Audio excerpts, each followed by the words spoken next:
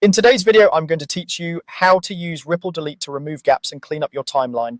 If you've ever ended up with awkward silent spaces or extra takes cluttering your sequence, Ripple Delete is the fastest, safest way to remove them while keeping everything else in sync.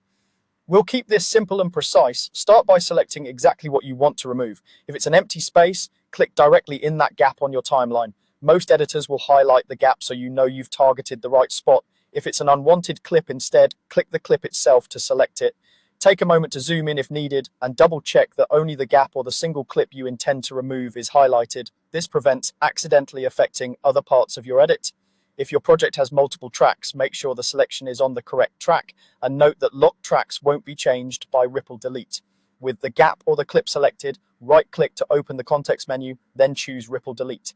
This is the key action. Ripple Delete doesn't just remove the selection, it also closes the space it leaves behind in one move. That's the difference between a standard delete, which often leaves a hole, and a Ripple Delete, which pulls everything that follows to the left, so the timeline stays tight and continuous. The moment you confirm Ripple Delete, your timeline closes up automatically. The gap disappears, and every clip to the right of your selection shifts left to fill that space. This keeps your edit flowing without extra manual dragging. Watch the new cut point where the two clips meet and play it back for a second to make sure the transition feels natural. If it doesn't, just undo and try again with a more precise selection. A couple of quick pointers as you work. If there are items you don't want to move, like a music bed or a reference track, lock those tracks first so Ripple Delete won't shift them. If you're targeting a gap created by deleting a take earlier, selecting the empty space itself is often the cleanest choice.